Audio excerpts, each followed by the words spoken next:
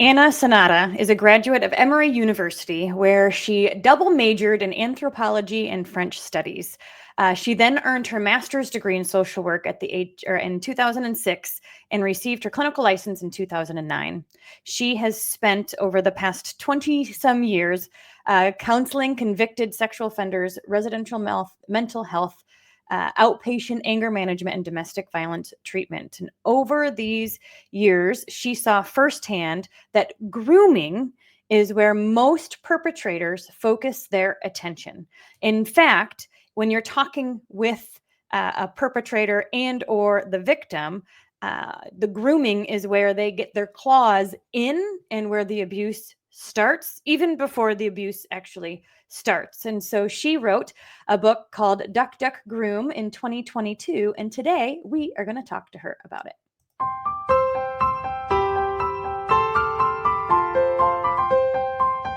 Welcome to the Stop Suffering in Silence podcast with your host, Denise Walsh and Rachel Timothy. Welcome, you guys. My name is Denise Walsh, clinical psychologist turned dream life coach. We have Rachel Timothy as our co-host, and today we have a guest, Anna Sonada, who has written a book called Duck Duck Groom that I learned about while she was being interviewed on a different podcast. I immediately bought the book, and we actually did an episode on this book, I think last year at some point, and we're grateful, Anna, to have you on the show to talk through the grooming process with us today. Thank you so much for having me and for your incredible platform.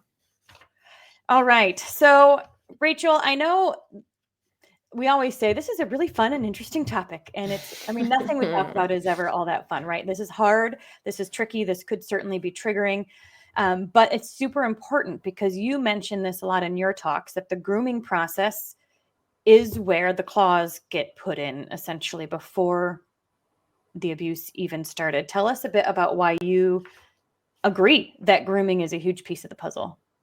Yeah, I feel like it takes the fight out of the victim, essentially by taking ownership of the victim's heart, mind, body, and soul, usually abusing them at the very end after all of the ownership of the heart and the soul and has taken over. And I think if we can spot grooming first, then hopefully we can keep the abuse from going any further. Absolutely. All right, Anna, I'd love to first hear a bit about why did you decide that this was the topic you wanted to write a book on? I know that writing a book is a big undertaking, but after you were doing, decades of work with perpetrators of all sorts, why was this the topic you landed on? Well, I was in getting my master's. I had the opportunity to get placed into what's called a practicum. So it just means that you have to get some clinical experience while you're studying to get your degree and your license. And all of my friends were picking to work with children, to work with food banks, to work in really wonderful nonprofits. And one of the options was working to treat convicted sex offenders. And while everyone else looked in the opposite direction, I thought, well, here's a group of people, A, I know nothing about, B, I think will be relevant no matter what environment I go into, because intimacy and sex and sexual relations are a part of every adult relationship. And at the time, I really wanted to do couples therapy or marital mediation. So I thought, well, let's go ahead and plunge on into the deep end, because if I can manage those environments, then dealing with your average married couple or couple and couples work will be a cakewalk. Little did I realize that when I walked into the waiting room that first day, that I wasn't dealing with scary monsters. I was actually dealing with everyday people. And I came to realize over the course of my required time, and then for several years after, as I stayed on to work, that it's really much more sinister than we think. It is much more in plain sight. And it only took me developing my own family. I'm the mom of 5 kids who range in age now from 6 to 15. And what I discovered in parenting and mothering was, wait a second, the things that I'm paying attention to, my friends aren't paying attention to, the teachers at my kids' schools are not paying attention to, my neighbors are not paying attention to. They're worried about a scary guy in a van, and I'm worried about the individual who's volunteering to tutor my kids for free, to babysit for free, to walk my kids home or drive my kids home, to make my life easier. And so I started to think about, what are some of the ways in which we can close the gap between what we know in clinical settings to make it available to the people on the front lines. That's all of us. That's parents, that's teachers, that's individuals working in activities or sporting venues with kids. And so I really wanted to figure out, how can I help share what I know while still managing my own family and my own life. So when my youngest child turned 6 months, I hired a developmental editor, which is probably what everybody would do with a 6-month-old and 4 other kids. And I started a 3-year journey of getting writing tasks and getting this off of my heart. Because as you can imagine, working in that kind of environment, hearing the stories again and again about how offenders would groom children, manipulate children, and molest children really took something away from my soul and my spirit. And I refer to this book as my exorcism, because this was the silver lining of sitting inside the office and hearing those tragic stories and not being able to prevent any damage for those survivors, but recognizing we can prevent future survivors from ever having to go through this if only we educate people in a proper way. Rather than speaking above people, we need to speak to people, and we need to start a grassroots movement of grooming education. Absolutely. Amen. Yeah. And I think these are the red flags. When people say, what can I do? Spotting the red flags is like a huge piece of what you can do, and sharing these red flags with others. So you break it down into 4 stages of understanding the trap, knowing that it doesn't just go from, meeting to abuse typically. I mean, obviously that can happen. But predators usually do their research, and they may even groom multiple people to see who can they go the farthest with and things. And so let's first talk about the first stage of grooming that you share, setting the trap with compliments. Yeah, it's funny that you mention it that way, because so often people think I'm looking out for this scary individual. And what I want people to understand about grooming is it's a perverse form of courtship. And just like in courtship, in healthy adult relationships between 2 equal consenting adults, you have an opportunity to put your best foot forward. Similarly, predators go out of their way to put their best foot forward. I had a client once who pretended to be a journalist for a local kids paper so that he could interview local kids at the mall. Remember when going to the mall was the big activity? And when you face an environment with children, it can be very easy to show them flattery and compliments and positive attention in order to gain not automatic trust per se, but you get to make space in a child's life for your participation. So often kids are seeking attention, which is natural. It's understandable. It's where they are developmentally.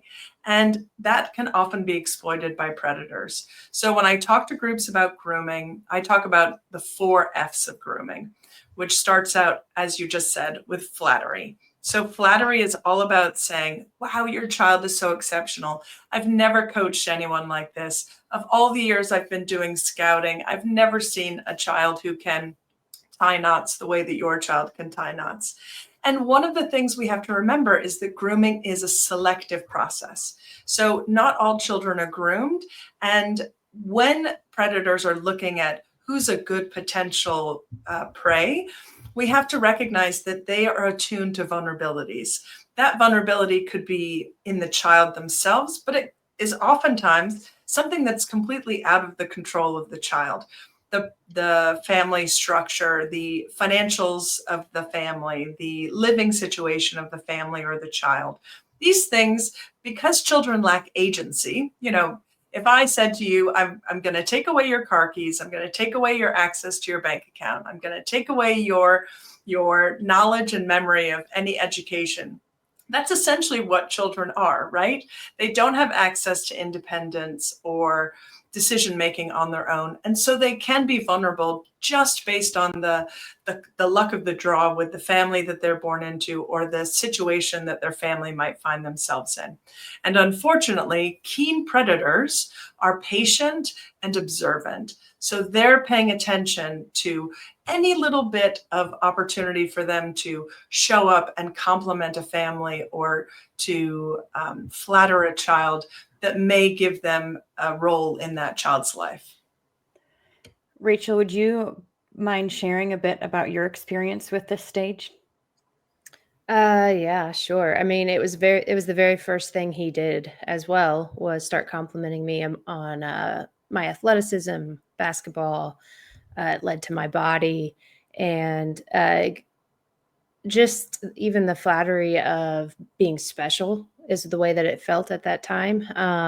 And it kind of started to take, I don't know, like it started to monopolize my thoughts more in school. Like, how can I get more of his attention? How can I get more compliments? How can I make him happy? Almost like he gave me candy. Okay, now how do I get more candy? Because it felt good. I know. Yeah, Rachel, I'm really glad you brought that up, because one of the things that we sometimes miss is that what predators give children is something that children want. The trouble is it's coming from the wrong individual. There are opportunities for adults to have really healthy relationships with kids, but it doesn't start or go through the channel of complimenting them and making them feel special outside of their primary relationships, as long as those things are healthy. So I'm really glad you brought that up, that oftentimes for a potential survivor, it can start off feeling really nice because they're filling in something that was a prior gap, possibly.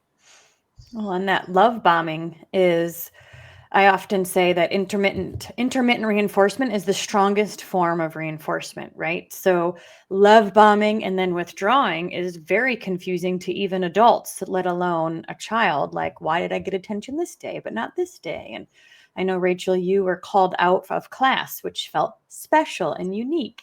And he would ask you to go to his class for a certain reason, and you'd get a note and all of these things that made you different. One question I have for you, Rachel, is did he do that with other kids too? And was that like where he would? My question, I guess, is did he try to do this with other kids and sometimes it fell off? And did you notice any of that? I mean, I noticed he had other special favorites, what he would call his special helpers. So, and it usually was one or two in each class. And I don't know that I actually recognized him trying with anybody who didn't seem to appreciate it. Is that the right? That's not the right word. But to like fall into the trap, I guess, because what kid doesn't want special attention, you know? And I had one lady ask me not too long ago, she said, did you have a crush on him? Like, was he cute? Was that why? I was like, no, it really just felt good. There was nothing like that. Yeah. Yeah. So that love bombing stage gets the child attention. Like, oh, you're likable, you like me, and they want to continue that. The second stage you said is baiting with favors. So tell us a bit about that second stage and then the process of getting there. Sure. So the important part about stage two, now when I talk to groups, I talk about the 4 F's. So flattery, favoritism, forbidden fruits, and fear. And when we talk about favoritism, really the important part about the second stage, either with favors, gifts, money, food, privileges, titles, promotions, it's really about isolation. So 2 of the key parts about predators and hallmarks of grooming is the relation and isolation. When we talk about isolation, in this second stage of favoritism, you have the opportunity to isolate a child from their peer group. Now, why is that important? Why would it be useful to a potential predator to isolate a child from the other kids by saying, you are the special kid in the class, or you're the special one on the team? Why might that be important? Are you The asking reason, me? the reason that the Yeah, reason that's important Rachel, go ahead. is because it builds jealousy and rejection from other kids. So Oh, instead of having your separation. cohort of kids Yeah. who say, yeah, we're all on the team together, or we're all in this class together, instead, when you say, you're my favorite special student, or you're my favorite special player, you then ice out the other kids from that child. So we know most of the time, 60% of the time, when children report child sexual abuse, they're typically going to go to a friend and report it to a friend. So in that stage 2, what are you doing? You're cutting off potential contacts and connection with other children and peers. That favoritism feels really intoxicating to not only the child victim themselves, but also to families. We can't ignore the fact that grooming in the entire sort of macro view of it includes the parents. If ever there have been individuals who have maybe attempted to groom my kids, they've always started with me. So when we're talking about complimenting and favors, it's not just to the child themselves, it's also to the caregivers and the parents. And that's one way that we today, through this conversation, can bring up the water level a little bit on education. Because if parents were recognizing, oh, that person is really going out of their way to convince me that my child is special and unique and talented, then they may look at that with a little more skepticism or as a little bit more of a red flag than getting hooked in alongside their child and thinking, wow, this guy is really trustworthy and really caring. Instead, they might think, this is a little suspicious. Rachel, do you have anything to add about isolation and favoritism?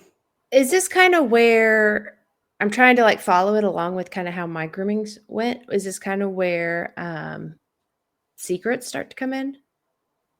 So it could absolutely be secrets. I think there are opportunities for secrets all along the way, which is why, as parents, best thing we can do is educate our kids about the difference between secrecy, privacy, and surprise, and go out of our way to educate them that no adult should have any secrets with them, that if any adult ever tells them, this is just between you and I, don't tell anyone, let's keep this our little secret, or any other phraseology that means the same thing, that's an enormous opportunity red flag for them to come to us as caring parents and let us know immediately.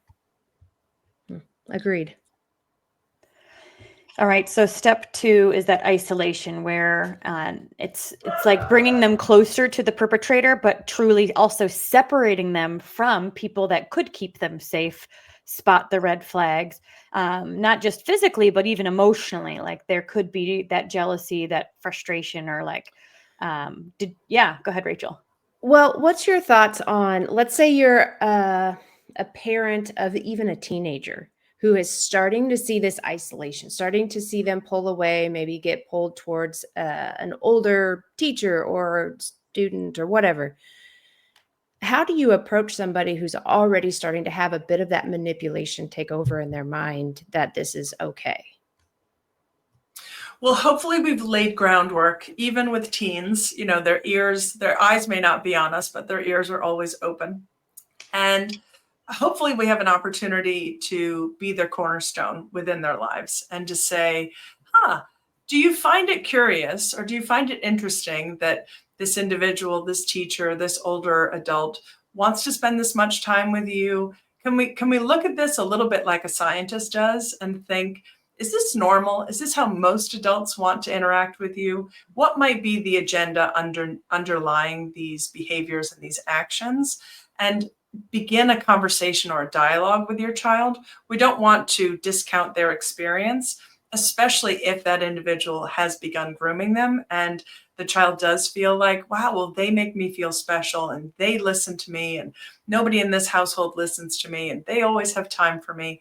that's a very special elixir for a kid who's in need of that sort of attention. So it's a call for us as parents to possibly step up our game and be more available to our child, but also to be keen discussers with our child. So we're not getting into a position where we're saying that person's evil and you should have nothing to do with them. Instead, we should say, isn't it curious? Do you find it curious that this one teacher wants to have lunch with you every day? Do you think that's how most of the teachers interact with the students? Do you think this is abnormal in any way? What's curious to you about that? So that we're engaging their thoughtfulness, because we're talking about grooming in the context of under the age of consent. However, we all know in this conversation and for your audience that grooming trends take place even after we've passed the age of consent. When we're looking at our first job, our first apartment, college settings. I mean, you wouldn't believe how many people write to me about college professors who have use their power and the imbalance of power within college settings to exploit young adults. Again, you're past the age of consent, but we want to engage in a conversation because we want them to be thinking. When that 15, 16, 17-year-old leaves the house, we want them to have an awareness about the concept that some people may be acting out in good ways for bad intentions, and to read the room a little bit better and do it through our moral and value system rather than thinking independently that they know what the agenda is behind these actions. Absolutely. And then you move on to stage 3, rigging the trap with guilt, and really bringing in the emotional ties that the perpetrator has with the victim. Tell us a bit about stage 3. Yeah, this is such an important part, and it's so mischievous and evil when you really look at it. So what I recognized in my clinical work and then in my research and then talking to other individuals is that this is where the predator will provide forbidden fruits. So when I talk about forbidden fruits or building guilt, the best and easiest way to build in silence with a survivor, with a victim, is to create opportunities for them to disobey their own value system, their own moral judgment. So predators do this in a few ways. They will provide opportunities and encourage environments where children can break rules. So in a classroom, that might mean the teacher who lets the kids cuss in the class, or cut out of school early, or show up late without documenting it the way that a normal teacher would. In neighborhoods, this might look like the neighbor who allows kids to drink when they're at that person's house. In religious environments, it might be exposing children to pornographic material when they know this is not part of our belief system, this is not part of our value system. And what that does, when children are given opportunities to explore things that are not suitable for their age or stage of development, it builds in shame and guilt, because the child knows, well, you care about me, I'm special to you, you're allowing me to do this, you're providing all of the tools for me to break these rules, we're creating secrets with each other, and therefore I feel guilty and shameful. I can't go to my parent, my grandparent, another trusting adult with this information because I have broken a rule.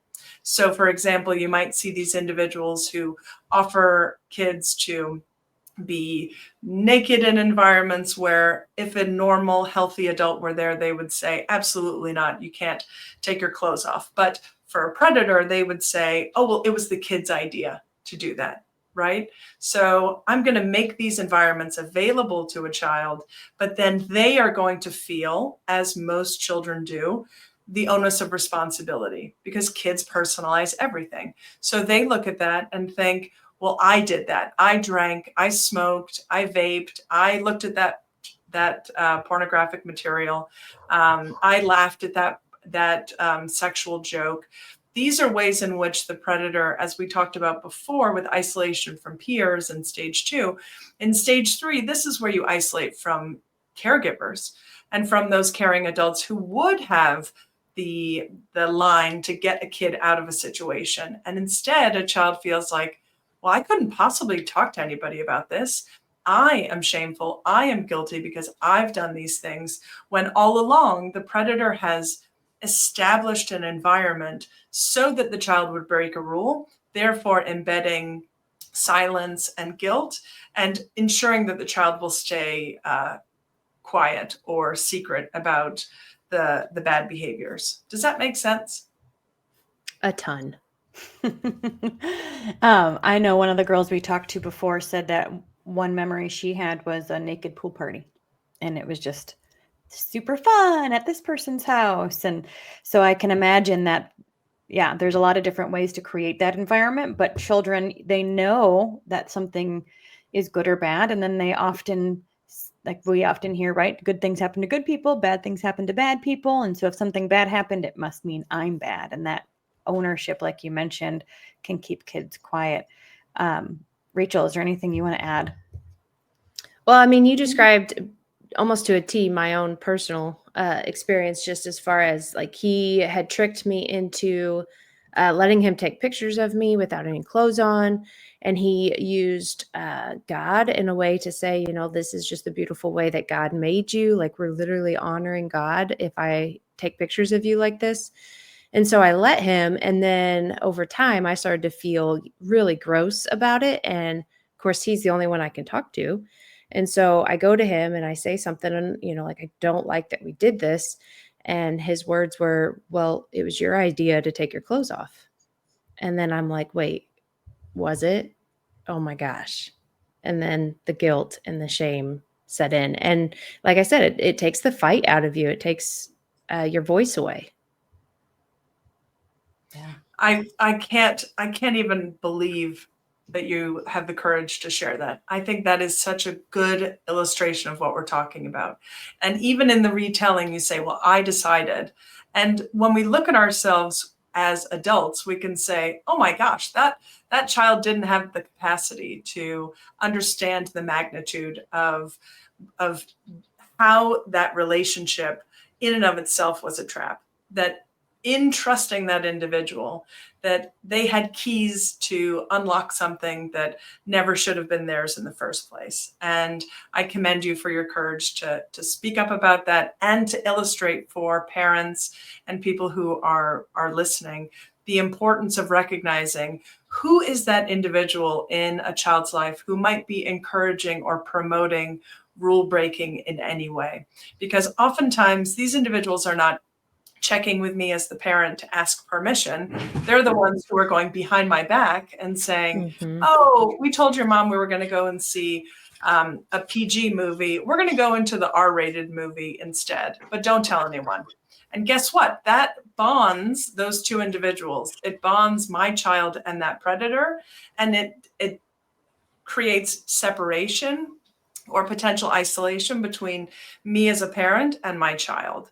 So I think that's a really important part of stage 3, is that this is really where you allow a child's own curiosity, because developmentally, kids are supposed to test and challenge themselves and be risk-taking. That's normal. We actually encourage that. We want that. However, in the wrong hands, a potential predator can exploit that curiosity and use it for their own endeavors when it comes to getting to stage 4, which is really about cementing fear in the child's spirit, which says, if you tell anyone, I will tell them that you were naked at the pool party, that you let me take these pictures, that you, all of the focus now, mind you, all the focus is on what the child did wrong. There's nothing about what the adult did wrong, what the predator did wrong.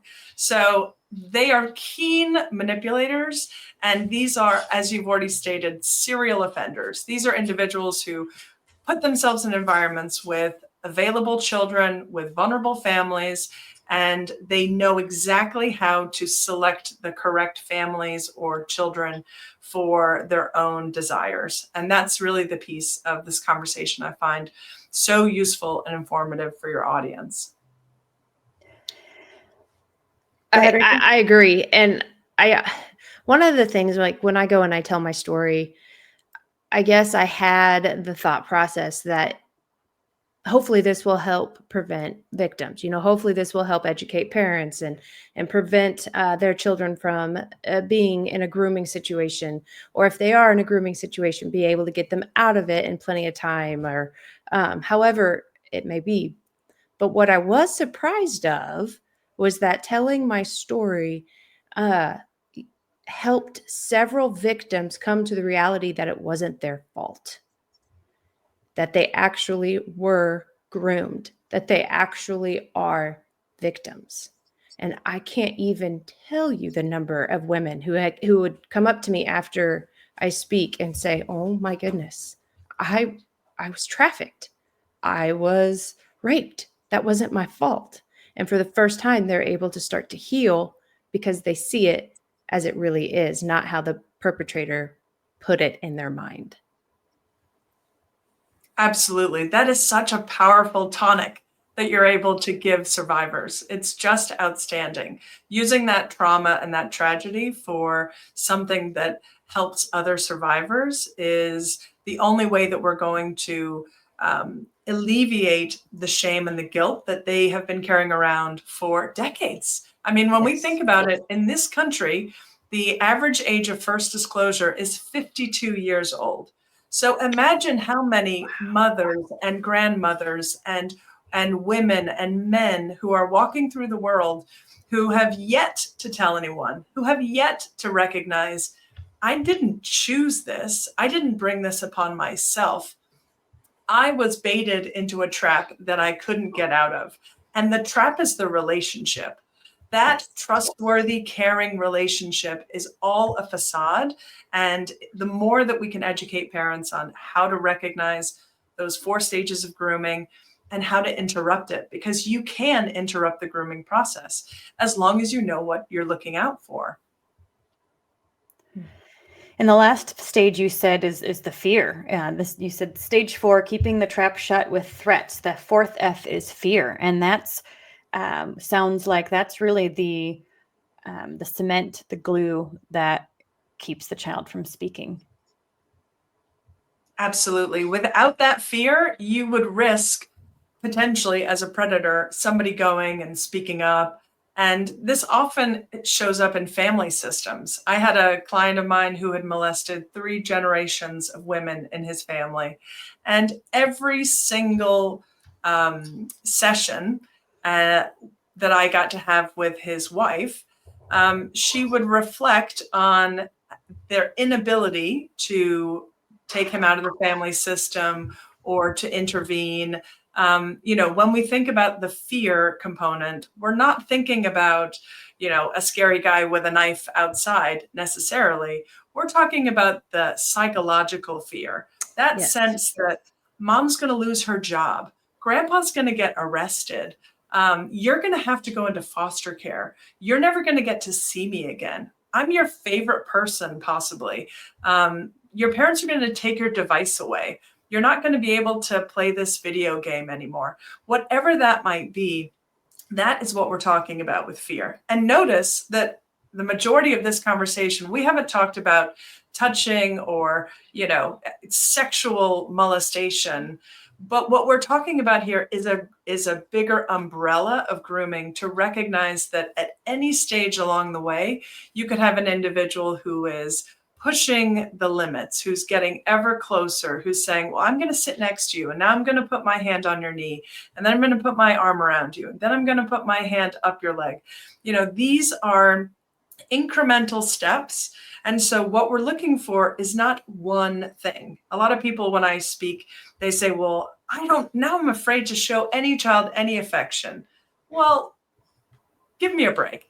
There are plenty of ways to show children that you care about them, that they are important to you, and that they're special kids without grooming. And it often goes to respecting that child, their self-respect, and their caregivers, because these predators went out of their way in story after story that I would hear that they never ever checked in with the parents. When we talk about that initial stage of flattery and giving all of the positive attention and positive regard, it quickly shifts over the course of those 4 stages to be something very negative. And by enticing that child with good things and sweet things and special items or special status, and then perversing that into something that is so crooked and so dark, you disenable a child to actually use the resources they have, which should be their caring parents. One thing that Rachel shares often is that if somebody were to say, is somebody, if CPS were called, or a policeman or someone, another teacher said, is somebody hurting you? She would say, no, nobody's hurting me. What are you talking about? So the question to ask instead is, who makes you feel the most special? Because that she could really answer. And I think it's another twist on this fear. It wasn't a fear of her being harmed or her family being harmed. It was fear of losing the specialty of this relationship. Rachel, do you want to add any more to that? Yeah, and then the fear of people finding out the dirty things that I did behind closed doors, and him making it seem like that's who I really am. And do you want people to really know who you are? And I love you as that, but will they believe you? That was another thing I heard. Nobody's going to believe you. I also feel like when you were talking about the slow progression of touching, it's almost like a desensitization, because he very much so did that with me. He would first talk about my muscles and getting stronger for basketball and touch different, normal, like not muscle groups, but then get closer and closer to inappropriate touching until he finally did. And I remember I reacted as any child would, but his response was, that was an accident. Why are you acting like a baby? And I didn't want him to see me as a baby, but that desensitization made it to where his touch became more and more normal. But I also feel like that is seen out in the open as well. I think these predators tend to touch children often, whether it's in a playful manner or in a seemingly fine way, but it gets people desensitized to the man's hands being on a child to where he can end up touching them inappropriately right in front of the mom and dad, and it goes just right over their head. That's a great point. I'm really glad you brought that up. And when we're thinking about the hallmarks of predators, I said earlier that it's about isolation, but it's also about relation. And when we think about the relationship that predators have with minors, it's typically going to do one of 2 things. It's either going to elevate a child to adult status, or it's going to relate to a child as a minor themselves. So when we think about relating and elevating that child, it means we're talking about adult things. We're talking about employment stress. We're talking about trouble at home with the wife or the family. We're talking about sexual challenges or struggles. In other words, making a child feel as if you're like an adult. Like, I can talk to you. You understand me. You are such a good listener. You're such an important ear to me. And that's really, for most kids, what do they want? They don't want to be seen as kids, especially in this developmental stage of 12 to about 17. They want to be perceived as adults. The big promotion at holiday time is you get to move to the adult table. You get off the kid table, right? So predators know this, and they'll either bring the kids over from the kid table to their table, in a sense, and treat them as an adult, speaking like you would around a water cooler, possibly, or they're going to relate to a kid as a kid level. So they'll play the games on the gaming sites that the children are on. They'll use the vernacular or the slang that kids are using. These are things that should be flags for parents who might be listening, because most adults, even if you're a mentor or you work in youth missionary work or youth work with kids, you stay in your seat as an adult. The children come to you because you're serving a certain role or a certain job, but it does not require you to promote the children you work with to adult status or to lower yourself to act as a minor. Very well said. I believe that the interview I heard you on before was about the Maddie Soto case, where the perpetrator, I think she had just turned 13, and he killed her. And when they were doing the murder investigation, they found just a plethora of photos and videos, meaning that he had been abusing her for years. And the conversation, was I was thinking through this, and again, nobody knows, nobody can get in her head or his head, right? But I am really interested and curious. Did she think she was in a relationship? Did she think she was the girlfriend, or did she think she was being abused, and maybe even a combination of both? Any thoughts on that, either of you? Well, I mean, God rest her soul. Poor Maddie was in many ways set up to fail. What we know about kids and their vulnerability to child sexual abuse is that if you live in a household with a single dating parent, you have the highest risk of being sexually abused, more than if you're in foster care. So in our country, we need to have a very real conversation for single parents about how do you engage in your own romantic efforts and still keep your children safe. What I would say about the situation with Maddie is that this individual was sleeping in the same bed with her. He had a very strange, weird. You could take the details of that case and poll people on a random sidewalk who would think that's odd. That's not suitable. No, he was. Yeah, it's not suitable for a grown man to be sharing a bed with a child. When we had the opportunity to look back on her case, we can say that there were hundreds, if not thousands, of opportunities for someone to recognize something weird happening within the household. First and foremost, her family. But when family fails, because families often do fail for whatever reasons, whether an absence of awareness or an absence of courage, this is where we must rely on things like school systems, neighborhoods, and we need mandated observers out there who are paying attention and listening to that child and even her friends. How many of her friends probably knew that her stepdad sleeps in the bed with her, that they have their own routine at night?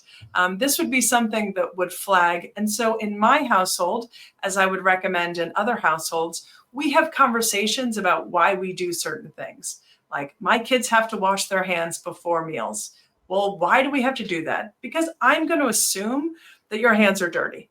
I don't know that your hands are dirty, but I'm going to ask you to wash your hands. We wash our hands before meals because it's who we are. It's not about a judgment towards anybody else. So if you come over for a meal in our house, we will have the kids go and wash their hands. Similarly, there are things that we do around sleep, around technology, around behavior and conversations that are done in a certain way because of who we are. And so I would encourage families to think, if you haven't already, what are some of our morals and values around intimacy, sex, sexuality, privacy? When we think about nakedness or bathrooms and sharing showers, sharing baths, there are a myriad of ways to raise kids. And now that I've seen the dark end of abuse on a repeated level with predators, I'm very, very keen on having open conversation and open dialogue with my kids. We use the proper words for body parts. Even though some families feel like that is not what they want to do, I can tell you firsthand, predators use silly, funny names to their advantage when it comes to abuse. So we need to teach children about privacy for themselves, self-respect for themselves, and then if ever, God forbid, something should ever happen that is one of these crossing, testing, pushing limits, then they know exactly who to come to. And my kids just like everybody else's kids, hopefully, have identified who are those caring adults in different settings that I can go to. Because I'm not always with my kids. Today, for example, my kids are in school environments.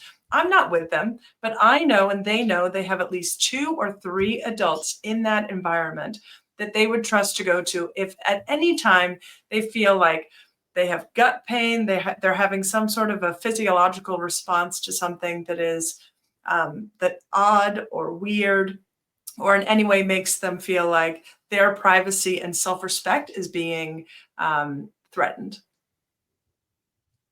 Absolutely. Absolutely. Do you, one last story before we close, do you have any stories from perpetrators that you worked with that stand out the most to you? So one that sticks out to me is a really professional, sweet man who I met my very first week. And he was, not threatening, didn't come across in any aggressive way, was very tender with me, held the door open to my office, things like that. And he kept failing his polygraph test because for people who are coming out of prison and living in the real world, so to speak, this treatment program had them taking a polygraph every 6 months. So he kept failing his polygraph, and I kept saying, well, there's more here. You're not telling, something is not right? There's a disconnect. And suddenly he broke and said, well, because his original charges were child sexual abuse material on his computer at work. And what he revealed to me was that as a coach for his son's baseball team, that he would host monthly sleepovers at his house. And during these windows of sleep, he would attempt to molest as many of the children as he could in his house. Now, what I think is curious and important about this story, because that's gut-wrenching to hear, the thing that's important to remember is when we think about who our children are spending time with, what homes are they going to, when are they asleep or unconscious or in transitions between public spaces and private spaces, these are good opportunities that predators can use to either have an opportunity for a hands-on abuse or can desensitize a child to invading their privacy and their self-respect. So that story really stands out to me because it's a reminder that here's this person who on paper and in the community looks every bit trustworthy and kind and reliable, and unfortunately was using his role within the sports world to manipulate kids and got away with it. Most predators get away with it. That's the unfortunate sort of banner about this subject. Most cases are not reported. Only 30% of all child sexual abuse is even reported. Of that, at least 50% get thrown out because there's a lack of evidence and it's only he said, she said, or whatever the factors and genders might be. So the real take home is we have to do our due diligence. We have to be trustworthy but vigilant. And we have to also enhance our own understanding and awareness of grooming so that we can interrupt the process. It may not be my child, it may not be your child, but it could be somebody's child. And it takes our awareness to sometimes make the difference between recognizing, hey, that's a pattern of behavior over there. That teacher, that coach, that sports instructor, that activities director.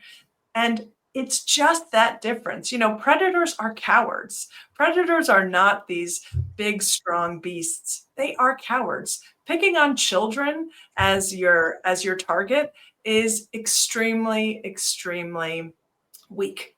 So it's really important for us to remember that the slightest bit of attention, the slightest bit of recognizing what they're onto and recognizing grooming patterns could be the difference between getting somebody to say, I'm quitting my job, I'm leaving this church, I'm leaving this school, I'm going to move and try this in another environment.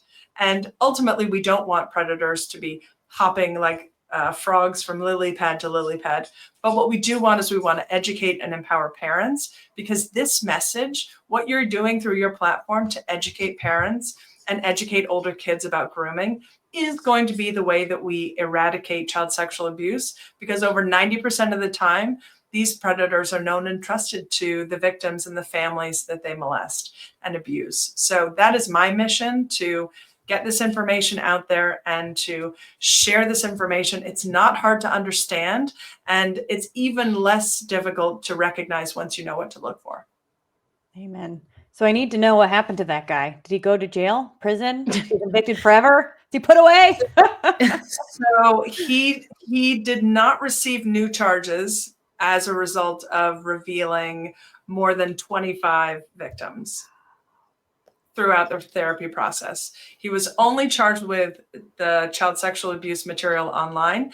And most people who are charged with a child sexual abuse material charge have more hands-on victims than individuals who are charged with a hands-on crime. So when we think about all of the, sort of news that shares that somebody's been charged with a child sexual material charge, that is not a victimless crime. That is something we need to really hone into as a society. We need to be very concerned about the proliferation of child sexual abuse material online and do everything we can to ensure that our children are protected. Predators never have one victim. And so when you think of, we often say, the victim will share like a piece of the story, right? And there's so much more underneath.